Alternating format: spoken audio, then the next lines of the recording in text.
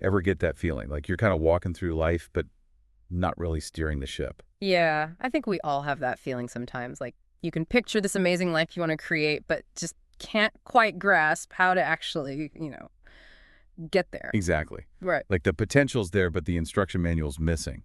Right. So that's kind of the space we're going to explore today. We've been diving deep into this Spotify podcast called Manifest Anything series. Oh, yeah, I've heard of that one. Who are the hosts again? It's hosted by these two longtime friends, Uick, and their story is really fascinating. They've spent years, navigating personal growth, going after their dreams here in America, building businesses. Oh, wow. So they've really been through it. They really have. Yeah. And they've explored all sorts of spiritual practices, too. So they're bringing all of this experience to bear on how they explain the law of manifestation. And what's cool is they make it really down to earth, Yeah, it's not like some super esoteric out there stuff. It feels more like you're getting advice from friends who've actually experimented with these ideas, which is always more relatable. Totally. And for this deep dive, we're focusing on two key concepts they emphasize: affirmations and these limiting beliefs that can kind of trip us up. Okay, love that. So before we jumped into those specifics, can you give us a quick overview of the podcast? What other kind of topics do they cover? Oh, they cover a ton. I mean, just looking at their episode list, it's everything from past life regression, which is a whole other rabbit hole. Whoa, past lives. Ah. Okay, got to hear more about that later. Yeah, we'll definitely have to circle back to that one. But they also get into practical stuff like dealing with negative energy, understanding how luck works. Okay, that's more my speed practical tips. Exactly. And they even delve into the dynamics of relationships, like figuring out who the helpful people are in your life versus the unhelpful ones. Ooh, that's juicy. So we've got affirmations, limiting beliefs, past lives, negative energy, luck, relationships. Sounds like they've got it all covered. They really do. They take a pretty holistic approach, which I think is part of their appeal. I can see why they've got such a following. All right, so let's dive into those core concepts you mentioned. Affirmations, what's the deal with those? Why are they so central to the whole manifestation thing? Well, they really see affirmations as a foundational starting point, especially in episodes 13 and 14, where they really focus on this topic. They basically say that affirmations are a powerful tool for conscious creation because they help you consciously direct your mental energy toward what you want. I think I get the general idea, like repeating positive statements to yourself to kind of reprogram your thinking. But how does that actually work? Their core insight is that on a really basic level, our minds are kind of operating in one of two modes, either creating or stopping creation. So either you're moving towards something you want or trying to avoid something you don't want. Yeah, exactly. It's like wanting something versus not wanting something. And here's where it gets interesting. They say that using negative phrasing like don't want, cannot, or bad can actually create conflict within that framework. That makes sense. So instead of giving your mind a clear direction, you're kind of creating this internal friction. Like you're still focusing on the thing you're trying to avoid rather than purely on what you do desire. Exactly. And in episode 14, they give some really practical advice on crafting affirmations that really resonate with you, personalized to your own goals and desires. They use this example of creating money because it's something most people can relate to. Right. So is it just a matter of repeating money flows to me easily 100 times a day? What's their take on that? Well, they caution against just using any old affirmation you find online. They say it's got to feel authentic and believable to you. And they even mention this simple but powerful technique involving paper and pen for taking the affirmation, I am rich, to a deeper level. Okay, now I'm intrigued. What's the deal with the paper and pen? So they don't get into all the specifics in the excerpts we have, but they really emphasize the act of physically writing out the affirmation as being key. So it's not just thinking it or saying it out loud. It's the physical act of writing that kind of seals the deal. Yeah, it seems to add this extra layer of intentionality, maybe even making it more tangible for the mind. And get this, they also offer what they call plug-in affirmations. Plug-in affirmations, what are those? They're like ready-made phrases designed to help cultivate a healthy and abundant mindset at the subconscious level. So they're like these pre-programmed mental templates you can kind of just plug in and start shifting those deeper beliefs. Smart. Exactly. It's like a shortcut to start influencing those deeper patterns of thought. And they really emphasize how valuable these 2 episodes on affirmations are. They really encourage listeners to, soak them up. That's great advice. It sounds like a must listen for anyone who wants to be more deliberate about what they're attracting into their lives. But now we've got to talk about the flip side, those limiting beliefs you mentioned. What's their take on those? Right. So in episode 5, they really dive into this idea of limiting beliefs and how we often unknowingly create these boundaries for ourselves. So it's like self-sabotage. Yeah, in a way.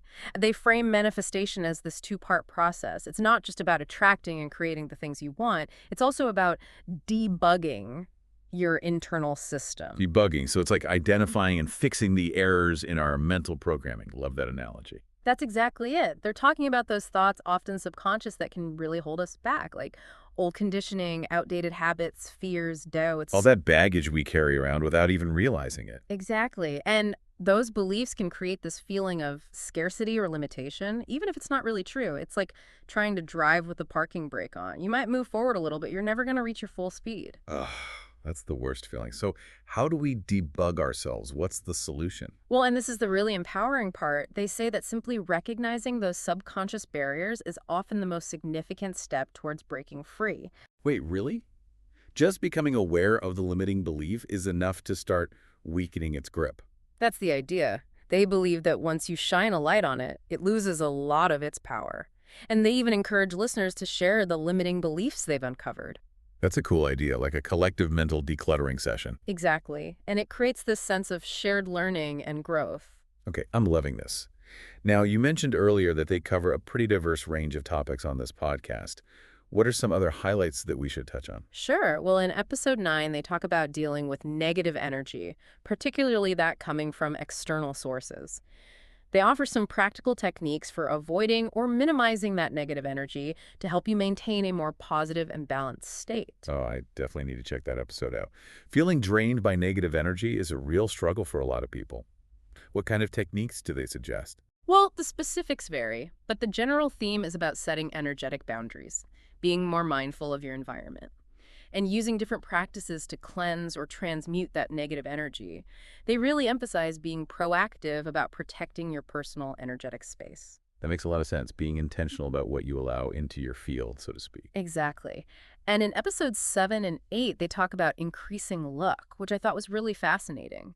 They don't believe that luck is entirely random. They link it to this concept of merit. Merit, huh? Like doing good deeds. Yeah, potentially. Or just generally being in alignment with positive principles. They also talk about effective ways to make wishes, suggesting that your intentions and the energy you put out into the world really do influence the outcomes you experience. Okay, so it's not just about crossing your fingers and hoping for the best. It's about actively engaging in ways that create more favorable conditions. That seems to be their perspective. And they offer some practical guidance on aligning yourself with what they believe are the underlying dynamics of good fortune.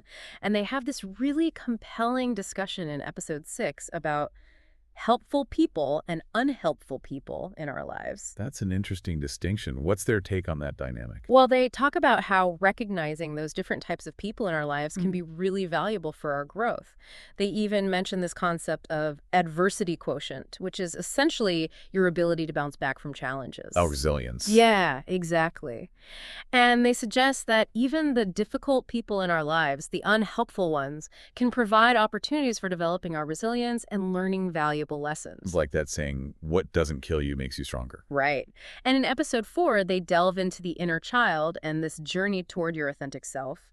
They share some really personal stories from their own lives, including experiences with bullying and how shifting their perspective on those experiences led to significant personal growth and healing. That's got to be a powerful episode exploring how our past experiences, especially those early childhood ones, shape who we are today. It is. And then, of course, there's their exploration of hypnotic regression in episodes 10, 11, and 12, which takes things to a whole other level. They share their own experiences with past life memories, including this really intriguing detail about White potentially being a famous courtesan in a past life. Wait, a courtesan? Wow, talk about a plot twist. Right. And they also talk about this idea of creating new inner memories to help balance out past experiences. And they even share some pretty unusual experiences, like encountering a Galactic Federation Command headquarters during one of their regressions. A Galactic Federation Command headquarters. What in the world? Okay, now my curiosity is officially piqued. I'm definitely adding these episodes to my listening queue.